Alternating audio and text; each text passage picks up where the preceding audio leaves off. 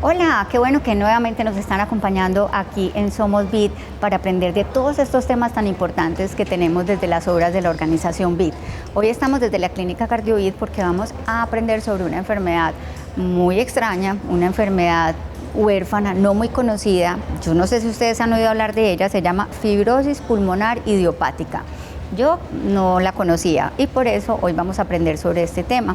Vamos a estar hablando con uno de los neumólogos de nuestra clínica.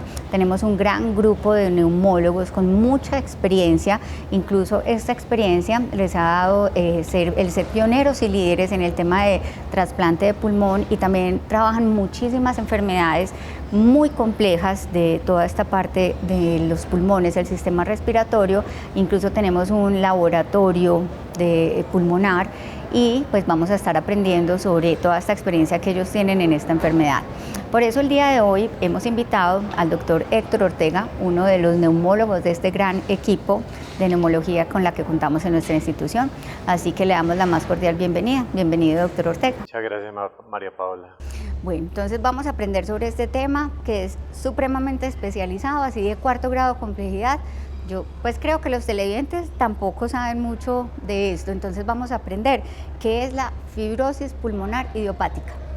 A ver, lo primero que habría que decir es que la fibrosis pulmonar idiopática hace parte de un grupo muy grande de enfermedades, que son lo que nosotros llamamos enfermedades intersticiales. Son enfermedades que comprometen como el esqueleto del pulmón y que frecuentemente conducen a alteraciones funcionales. La fibrosis pulmonar idiopática es una de ellas. Es una enfermedad que compromete exclusivamente el pulmón, no compromete ningún otro órgano, y es una enfermedad que se caracteriza por un fenómeno de, entre comillas, cicatrización mal controlado, que hace que los pulmones se vuelvan más rígidos y los volúmenes se reduzcan. Ese término tan elegante idiopático, para nosotros los médicos, significa que no conocemos la causa, o sea, que es una enfermedad de causa no conocida. Es una enfermedad fundamentalmente de personas mayores de 50 años, es muchísimo menos frecuente en menores de esa edad. Como ya dijimos, no tiene causa conocida y suele ser una enfermedad progresiva de curso variable. Hay algunos que progresan lentamente, la mayoría progresan rápidamente hacia el deterioro y algunos tienen altibajos en su comportamiento. ¿Existe alguna condición previa, digamos, como que hayan analizado a quién le da más, de pronto alguna predisposición? Sí, hay factores que se han tratado de indagar y que se han identificado como potenciales factores de riesgo. Como le digo, es más en personas de edad y por eso se considera que puede tener alguna relación con fenómenos de envejecimiento. Es más frecuente en fumadores. O sea, no es estrictamente la causa, pero sí se ve que es más frecuente en fumadores. Aunque la enfermedad que más frecuentemente se asocia al consumo de tabaco es la enfermedad pulmonar obstructiva crónica. Sin embargo, en la fibrosis pulmonar hay sin duda un aumento en los pacientes que han fumado. Hay un pequeño porcentaje, alrededor del 5%, que pueden ser formas familiares. Y de resto realmente no se conoce más sobre sus causas y el comportamiento que tiene. Muy interesante eso, y además, pero también un poquito preocupante, porque si no sabemos las causas o de pronto algunos estudios que medio den indicios. Sí, esta es una enfermedad que ha despertado mucho interés en los últimos años, Sí. por dos razones, porque desde el punto de vista conceptual hemos aprendido un poco más de ella.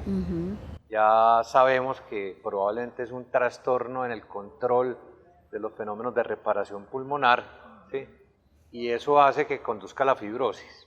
Y por eso hoy en día los tratamientos, a diferencia de lo que se hacía hace unos años, cuyos tratamientos eran fundamentalmente direccionados a controlar algún fenómeno inflamatorio, hoy van direccionados hacia controlar un fenómeno fibrótico. Entonces, por eso es que, digamos, en los últimos 5 años ha sido un tema de mucho interés, porque hoy en día pues, tenemos la posibilidad de tratamientos antifibróticos que han modificado el curso de la enfermedad, aunque todavía sigue siendo una enfermedad sin cura y una enfermedad progresiva. O sea, lo que se ha logrado con los medicamentos es reducir el ritmo de deterioro, más no pararlo del todo o reversar. Allá no hemos llegado. Pero sí es un cambio grande. como les digo, desde el punto de vista conceptual y desde el punto de vista de las herramientas que tenemos para ofrecer a los pacientes que sufren de ello. Doctor, entonces usted nos mencionaba que digamos es como una cicatrización excesiva y sin razón aparente en los pulmones. Ellos se van entonces como volviendo tiesitos. Se van volviendo de alguna manera así tiesos, mucho menos elásticos, digamos, y eso hace que la persona tenga mucho más dificultad en respirar, ¿cierto? Y por otro lado, los volúmenes pulmonares se van reduciendo, porque la capacidad pulmonar se reduce. Por eso es que los síntomas más frecuentes son tos, una tos que suele ser persistente y seca, y dificultad para respirar que es progresiva con intolerancia a la actividad física. Son los dos síntomas más frecuentes.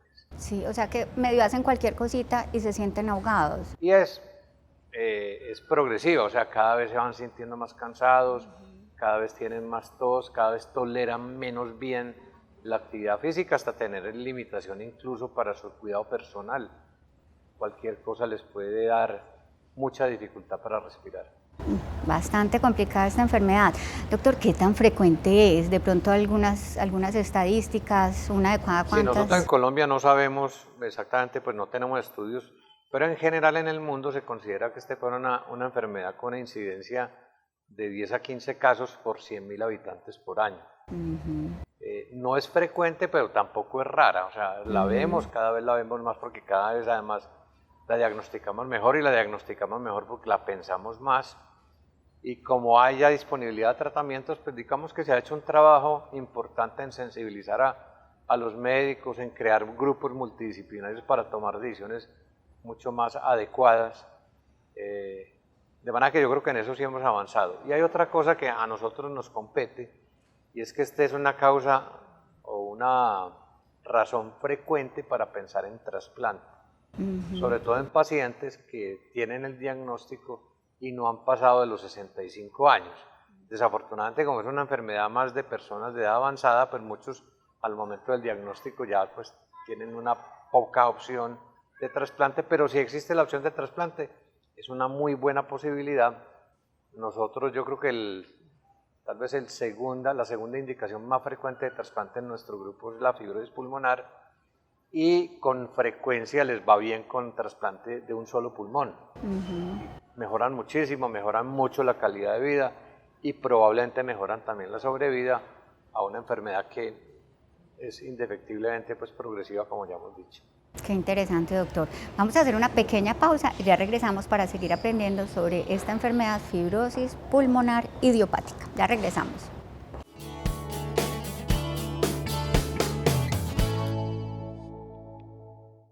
La Clínica CardioVit es una de las primeras instituciones especializadas en salud cardiovascular en Colombia. 581 trasplantes de corazón y 137 trasplantes de pulmón realizados hasta la fecha, siendo la institución pionera en el país en incursionar en estas cirugías. 1985. Hicimos el primer trasplante de corazón en Colombia y tercero en Latinoamérica. Yo llevo a la Clínica CardioVit en mi corazón y la recuerdo diario porque me devolvieron mi vida. Primer trasplante de pulmón en Colombia, 1997. Yo llevo a la Clínica CardioVit en mi corazón porque me dieron una segunda oportunidad para vivir. Primer trasplante bilateral de pulmón en Colombia, 1998. Yo llevo a la Clínica CardioVit en mi corazón porque me dio una segunda oportunidad de vida para mí, para mi familia y para compartir con mi hijo. Primer trasplante de corazón realizado a un niño de 2 meses y medio de nacido, siendo el bebé más pequeño en ser trasplantado de corazón en el país, 2006. Yo llevo a la cardio en mi corazón porque gracias a los médicos y a Dios estoy vivo. Especialistas en corrección de cardiopatías congénitas complejas como síndrome de ventrículo izquierdo hipoplásico e intervencionismo por cateterismo cardíaco pediátrico. Primer implante de válvula mitral sin cirugía en Medellín, 2020.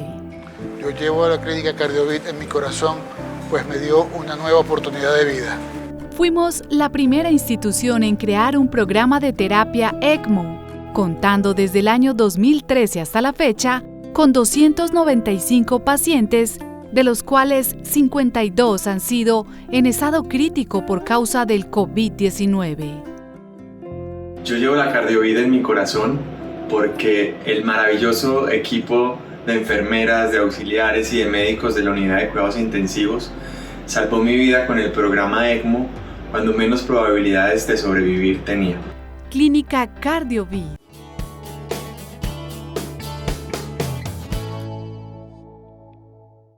Continuamos en Somos Vid aprendiendo hoy sobre esta enfermedad muy interesante y también muy compleja, fibrosis pulmonar idiopática. Nos está acompañando nuestro neumólogo, el doctor Héctor Ortega.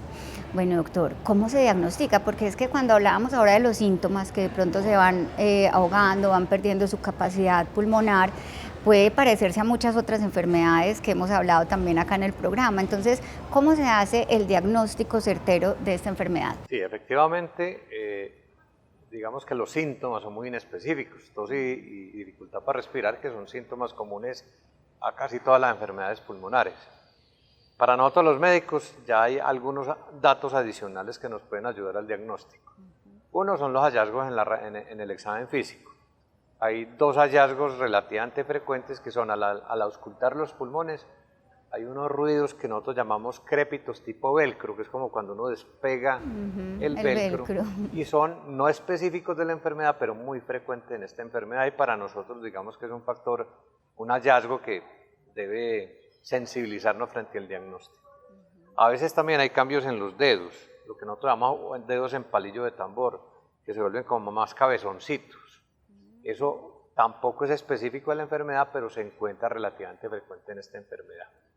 La radiografía y el TAC, la tomografía de tórax, son muy importantes, porque el patrón sí es muy característico en muchos de ellos, y cuando es muy característico, incluso no requerimos biopsia para confirmar el diagnóstico.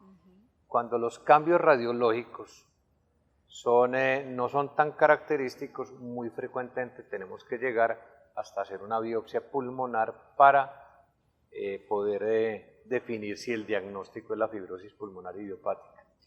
Hay dos factores muy importantes en el estudio de los pacientes, y es excluir todas las potenciales causas de enfermedad intersticial relacionadas con exposición a agentes ambientales, orgánicos, inorgánicos, humo, radiación, medicamentos, que pueden dar cuadros similares pero que tienen una causa que no serían idiopáticas. Entonces, como les digo, en el estudio es muy importante excluir otras potenciales causas de enfermedades que pueden ser muy semejantes. Y la otra cosa que es muy importante excluir en el estudio que nosotros hacemos es que sea una enfermedad que no comprometa otros órganos, porque la fibrosis pulmonar idiopática es una enfermedad fundamentalmente confinada al pulmón.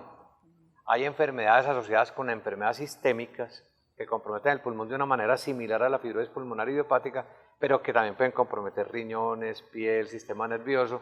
Eso ya son otras enfermedades, como enfermedades del tejido conectivo, por ejemplo, que pueden ser indistinguibles, pero que al comprometer otros órganos lo obligan a uno a pensar en otra entidad distinta que además tendría un manejo distinto y un pronóstico diferente.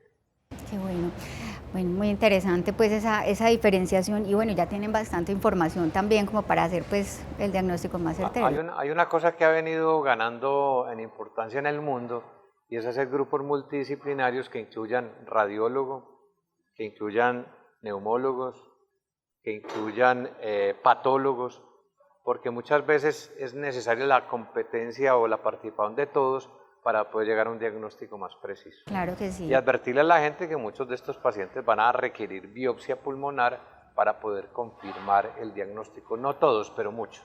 Muchos pueden acabar en biopsia pulmonar para poder hacer una buena correlación, un diagnóstico correcto. Claro, bueno. Porque el diagnóstico es muy importante para definir el tratamiento. En este momento, lo que denominamos medicamentos antifibróticos están indicados fundamentalmente en esta enfermedad y no en otras enfermedades intersticiales.